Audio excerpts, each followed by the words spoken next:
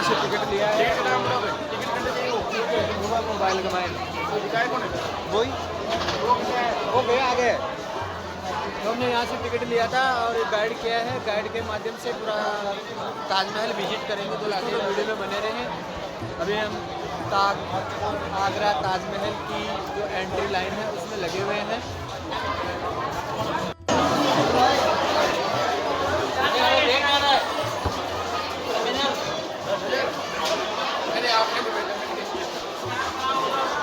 यहाँ पे security check हो रहा है।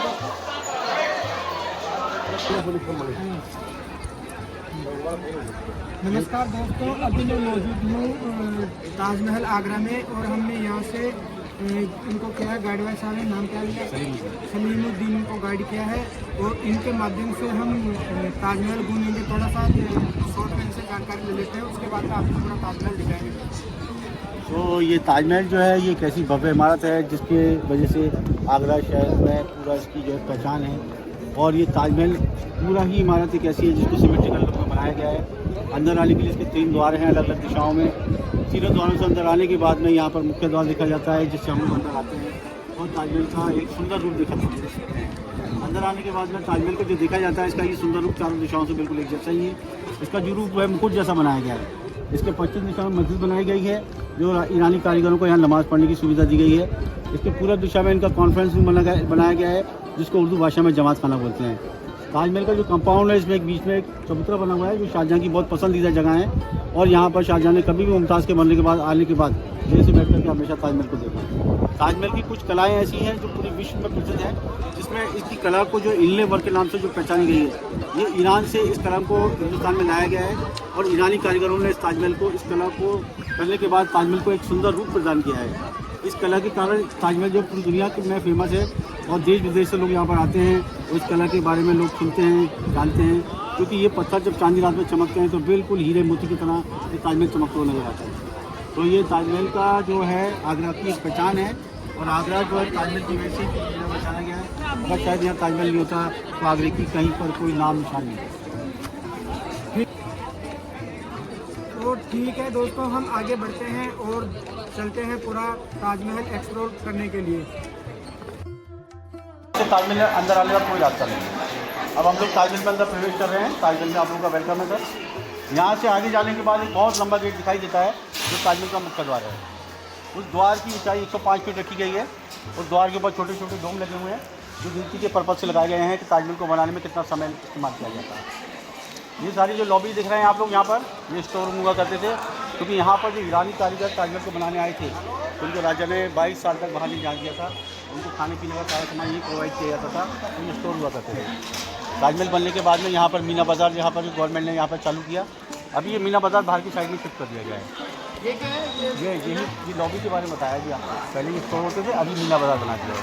अभी मीना बाजार हो गया। हाँ, अभी दुकानें नहीं खुल नहीं, अब नहीं। अब गवर्नमेंट ने जो भी कुछ यहाँ पर जो बिजनेस एक्टिविटी है सब बाहर शिफ्ट की है। बाहर शिफ्ट कर दी। हाँ, अभी आगे जाएंगे। यहाँ पर चारों साइड में गार्डन बने हुए हैं। हाँ, ये गार्डन यहाँ तो इस जगह को 4 बाग बोलते हैं। इंग्लिश लैंग्वेज में इसको 4 कोर्ट भी बोला जाता है। 4 कोर्ट बोला जाता है। हाँ, 4 साइड में गार्डन है यहाँ पर हर कॉर्नर पे। ताजमहल एक पूरा ही सिमेट्रिकल बिल्डिंग है। इसको जब हम लोग मिडिल उसको स्टैम्प पे खड़े होकर देखते हैं तो सारी दोनों साइड की जब आप लोग डिस्टेंस देखेंगे तो बिल्कुल बराबर आएगा। ये ताजमहल का मुख्य द्वार है, ये वाला। हाँ, इसके ऊपर जो डोम लगे हैं वाइट कलर के, ये गिनती के लिए लगे हुए हैं कि ताजमहल को बनाने में कितना समय लिया गया है। ताजमहल को बनाने में 22 साल का टाइम लिया गया था। इसके 11 गुंबद आगे हैं, 11 पीछे हैं। तो ये प्रत्येक एक साल का एक गुंबद लगाया है। और यहाँ साइड में जो कमरे बने हुए हैं सारे ईरान के कारीगरों को रहने के लिए जो है राजा ने जो है ये रूम बनवाए थे। जो ये ताजमहल को बनवा रहे थे। हाँ, जो बना रहे थे कारीगर, ईरान के कारीगर।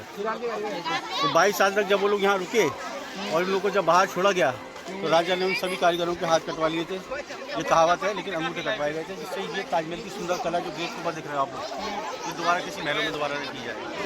इस कला में मूंगा, पन्ना, नीलम, हकी, अबरक, ये सारे पत्थर लगे हुए हैं।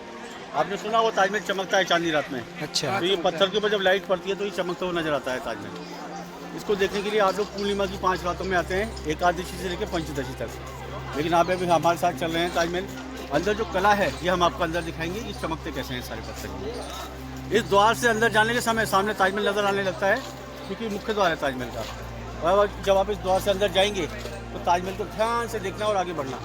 आपको ऐसी फीलिंग आएगी जैसे ताजमहल आपके साथ पीछे पीछे चलता जा रहा है। आप लोग आगे चलते जाओगे, ताजमहल पीछे चलता हुआ नजर आएगा।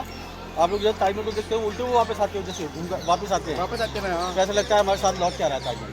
अभी जाएंगे तो ऐसे लगेगा कि पीछे जा रहा है। हाँ। वापस आएंगे तो लगता है ताजमहल हमारे पास पास आ रहा है, पीछे पीछे आ रहा है। ये हमारी एक फीलिंग है, हमारी ये एक सोच है। ताजमहल अपनी जगह पर ही खड़ा है, लेकिन जब हम लोग आगे बढ़ते हैं ना ताजमहल की दूरी कम होने से बड़ा होने लगता है ताजमहल। लेकिन जब द्वार के साथ देखते हैं उसको ताजमहल लगेगा। ये ताजमहल का ये वाली लाइन में देख रहे हो आप, ये सेंट्रल लाइन है। यहाँ से खड़े होकर के आप लोग पश्चिम और पूरब का जब गेट देखोगे तो दूरी बिल्कुल एक बराबर आपको दिखाई देगा। ये पश्चिम गेट है, ये पूरब गेट है। हाँ, सेम दूरी लगी है। दोनों साइड जो है बिल्कुल सेम लुक है। इस लाइन के थ्रू अंदर सारे फुहारे, बीच में एक चबूतरा बना हुआ है जिसको सेंट्रल टैंक बोलते हैं। जो महल है इसका द्वार जो है जहाँ पर राजा रानी की समाधियाँ हैं और पीला काला ताजमहल का फाउंडेशन, ये सब कुछ एक सेंटर में नज़र आता है। ताजमहल जब बना था तो इंची टेप वगैरह नहीं लगाए थे, पूरा ताजमहल को बनाने के लिए धागे से पूरा नाप लिया गया था। लेकिन गलती की कोई भी कहीं पर गुंजाइश नहीं, गलती कहीं भी नहीं। इस ताजमहल में यहाँ पर कुरान लिखा हुआ है गेट के ऊपर, ये कुरान है पूरा। ये कुरान की भाषा जो लिखी गई है इसको पत्थरों से लिखा गया है। और ये कुरान का एक ऐसा ये एक ऐसा शक्तिशाली एक हिस्सा है जिसको पढ़ने से अगर दिन में एक बार अगर कोई पढ़ लेता है तो पूरा दिन उसका जो है बिल्कुल जो है अच्छे से गुजरता है, उसको सफलता मिलती है हर काम में। तो राजा ने यहाँ क्यों लिखवाया था मालूम है? जब ताजमहल बना था ना उसमें बहुत परेशानी आई थी, तो कहते हैं जहाँ पर इंसान का पैसा और ताकत जब काम नहीं आता है ना तो वहाँ प्रार्थना काम आती है। तो राजा ने जब भगवान से प्रार्थना की तो उनको सफलता मिली। उन्होंने आने वाले समय में इतिहास है, इस ताजमहल में कहीं भी किसी के साथ कोई अप्रिय घटना नहीं है। ताजमहल एक प्रेम का संदेश है। लोग जब देखते हैं ना ताजमहल को तो उनके मन में एक बात आती है कि राजा ने अपनी पत्नी को कितना प्रेम किया था उनकी जीवन में, तो मरने के बाद एक ऐसा सुंदर महल बनाया है क्या पूरी दुनिया महल को देखती है। अब हम लोग अंदर चल रहे हैं, आगे बढ़ते हैं।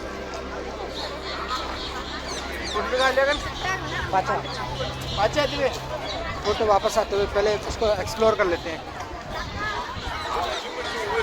तो अभी इसका ये काम चल रहा है वापस, ये इसमें रिपेयरिंग का काम चलता रहता है, चलता रहता है क्योंकि 400 साल पुरानी इमारत है, इसको रिपेयरिंग की जरूरत है। 400 साल पुरानी है। कोई बड़ा काम होता है तो शुक्रवार के दिन किया जाता है क्योंकि शुक्रवार को ताजमहल बंद रहता है, ताजमहल की छुट्टी रहती है। शुक्रवार को कोई भी नहीं है मतलब।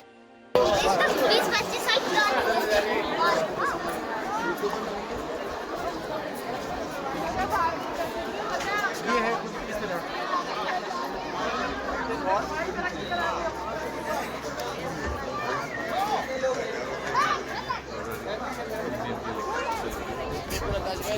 अब हम लोग ताजमहल के मुख्य द्वार से अंदर प्रवेश करके अंदर आ चुके हैं मुख्य इमारत के सामने। यहाँ से ताजमहल का जो नज़ारा है जो हम लोग देख रहे हैं ये चारों साइड से ऐसा ही नज़र आता है। इसको पूरा पश्चिम उत्तर दक्षिण कहीं से भी देखने पर इसका यही रूप दिखाई देता है। ये ताजमहल शाहजहाँ ने अपनी तीसरी पत्नी मुमताज़ की याद में बनाया था, लेकिन इस महल के बनने से पहले रानी के जीवन में एक बहुत बड़े आपदा आई। रानी को जब 14वां बच्चा पैदा होने वाला था उस समय रानी बीमार पड़ी और बीमारी के कारणवश रानी की मृत्यु हुई। मृत्यु के बाद में शाहजहाँ ने जो अपनी पत्नी से एक प्रेम संदेश दिया था, उनको एक वायदा किया था, उसको रानी के मरने के बाद भी पूरा किया गया। रानी के मरने के थोड़े समय के बाद इस ताजमहल का काम शुरू करवा दिया गया था। 22 साल लगे थे इस महल को बनाने में। 22 साल तक रानी के शव को यहाँ संभाल के रखा गया। ताजमहल बनकर तैयार हुआ, अंदर समाधि बनाई गई और रानी के शव को वहाँ पर समाधि में ले आकर रखा गया। राजा ने अपनी समाधि अपने जीवन काल में ही बना दी थी। उन्होंने ये बिल की थी कि उनके मरने के बाद उनको इधर लाना है और रानी के साथ वाली समाधि में रख देना है। तो ये बिल उनके बेटे औरंगजेब ने पूरी की थी। जब राजा का देहांत आगरा किले में हुआ था तो उनके शव को यहाँ लाया गया था और रानी के साथ वाली समाधि में रख दिया था। ऊपर जो लोग 200 रुपये का टिकट लेके ऊपर चढ़ रहे हैं अभी, वो सिर्फ राजा रानी की समाधियाँ देखने के लिए आते हैं। ताजमहल की जो सुंदरता है वो जितना दूर से आप लोग देखते हैं तो ज़्यादा समझ में आती है आपको। जैसे ताजमहल का ये रूप है ना चारों दिशाओं से ऐसा ही है। ताजमहल का जो रूप है ना मुकुट जैसा है। मुकुट को उर्दू भाषा में ताजमहल तो पूरी दुनिया भर की जितने भवन है उनका मुकुट है। इसकी चारों जो मीनारें हैं ये छोटी बड़ी हैं, लेकिन ये मीनारें चारों ही बराबर की हैं और इन मीनारों को थोड़ा सा बाहर की साइड झुका करके बनाया गया है। ये कारण है अगर जैसे यहाँ कभी भूकंप वगैरह आता है धरती हिलती है, ताजमहल भी हिलेगा, तो ताजमहल के हिलने के समय मीनारें बाहर गिरेंगी, ताजमहल के ऊपर नहीं गिरेगा, तो ताजमहल सुरक्षित बच जाएगा। ऊपर जो कलश लगे हुए हैं, चांद बना हुआ है, ये हिंदू मुस्लिम प्रेम का एक प्रतीक है। ये ऊपर चांद बना हुआ है, ये मुस्लिम धर्म का प्रतीक है, नीचे जो कलश लगे हैं हिंदू धर्म का प्रतीक है। तो इस चीज़ को शाहजहाँ ने सोने से बनवाया था। इसमें जब ये बनाया गया था, इसमें चीना लगाया गया था। यहाँ पर जब ब्रिटिश आए तो यहाँ पर बहुत सारे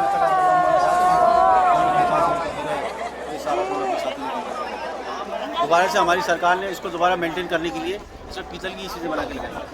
अभी यहाँ पीतल लगा हुआ है। अभी पहले यहाँ पे पूरा सोना था, अभी यहाँ जो पीतल लगा हुआ है तो ये उस समय जब ताजमहल में सोना इस्तेमाल किया गया था, ताजमहल की जो कीमत थी बनाने का जिसका सीमेंट का खर्चा वो 8 करोड़ पहले 8 करोड़ है, सोने का भाव 60 ₹60 का। अभी ये सोने का भाव जा रहा है 80,000। अभी 8 लाख करोड़ खर्च कर देंगे जब ताजमहल बना सकते। तो ताजमहल एक ऐसा प्रेम का प्रतीक है, इसका किसी महल से कोई इसका मुकाबला नहीं है। और आगरा शहर की जो पहचान है ना ताजमहल के कारण है। अगर ये ताजमहल नहीं होता तो एक छोटा सा गाँव रहता है। क्योंकि जब लोग आगरा आते हैं तो ताजमहल के बारे में पूछते हैं, जब ताजमहल घूमने आते हैं तो लोग आगरा में घूमते हैं। तो आगरा और ताजमहल के दोनों साइड में 2 बिल्डिंगें दिखाई देती हैं जो आइडेंटिकल लुक में है। तो ये जो लेफ्ट साइड में जो बिल्डिंग है ये मस्जिद है, जो शाहजहाँ ने ईरानी कारीगरों को नमाज पढ़ने की लगी। ये मस्जिद बनाई गई थी, इसको बनाने में 6 साल लगे। और सेम बिल्डिंग हमारे राइट हैंड साइड में है, ये कॉन्फ्रेंस रूम। इसको जो है मस्जिद को आइडेंटिकल लुक देने के लिए इस बिल्डिंग को बनाया गया था, लेकिन उसको बनने के बाद में इसको यूज़ किया गया। जहाँ पर शाहजहाँ की मीटिंगें हुआ करती थी, उनमें कुछ स्पेशल गेस्ट आते थे, उनका लंच डिनर भी हुआ करता था। तो जहाँ बहुत सारी संख्या में लोग एक साथ बैठ जाते हैं उसको जमात बोलते हैं। तो खाना मतलब कोई कमरा और ये रूम, तो ये मस्जिद और ये जमात खाना बिल्कुल एक दूसरे का रूप है, एक जैसी इनकी दूरी है और बराबर इनकी सुंदरता बनाई गई है।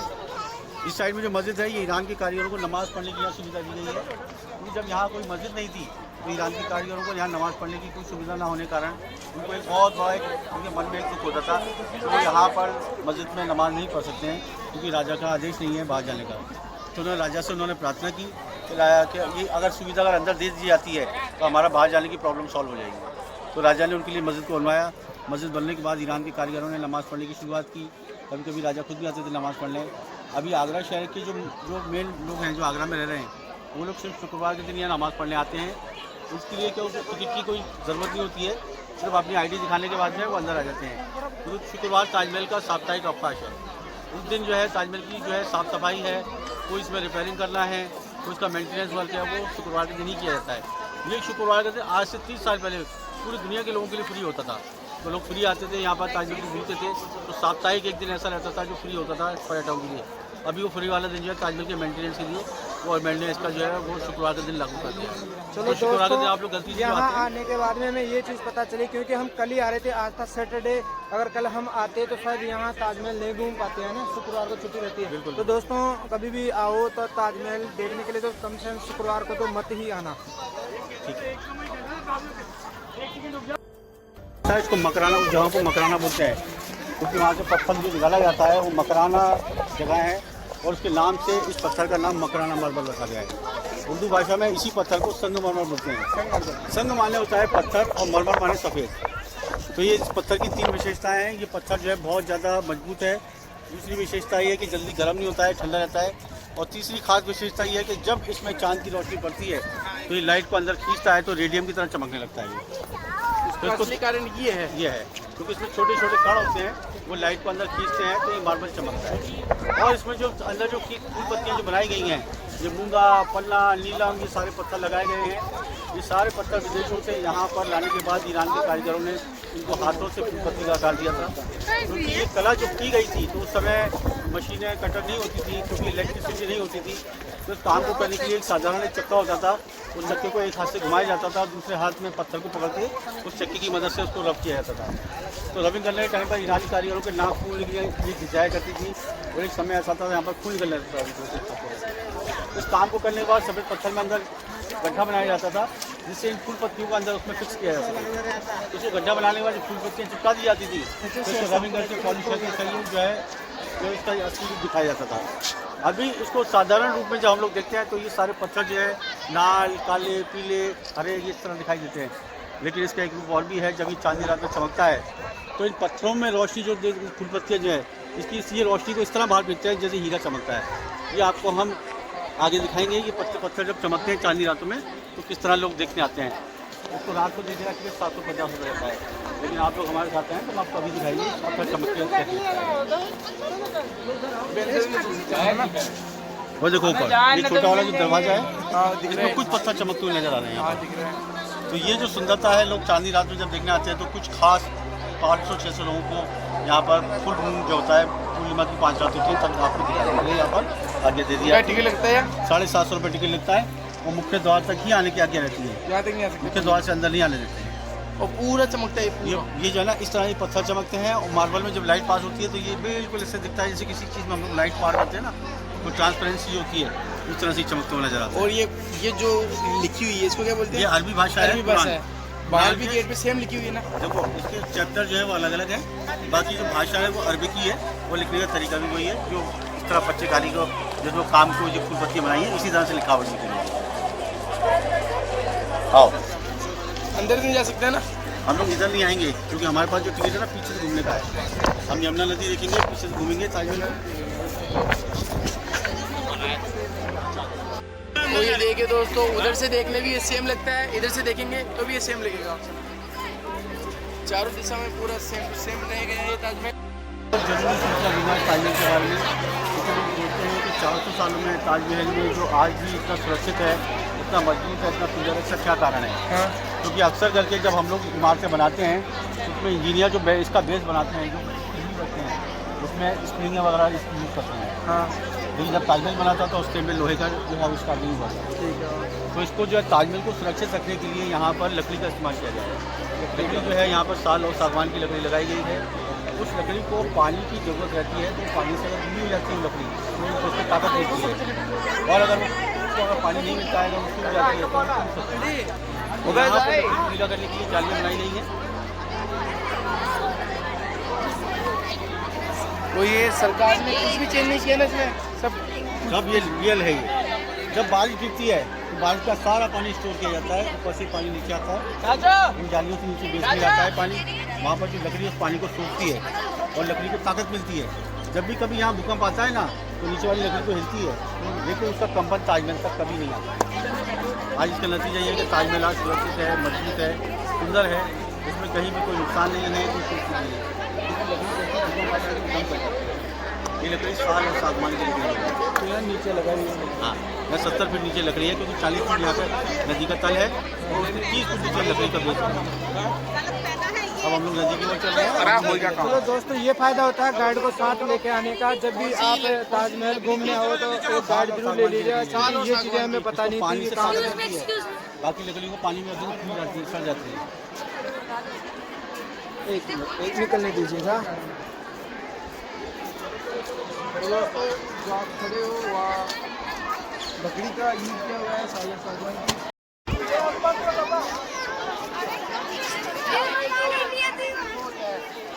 वाला ये कब होता है? ये इसका कोई टाइमिंग नहीं है, जब इसकी रिक्वायरमेंट होती है, जब पानी खाली होने लगता है तब इसको स्टार्ट कर दिया जाता है।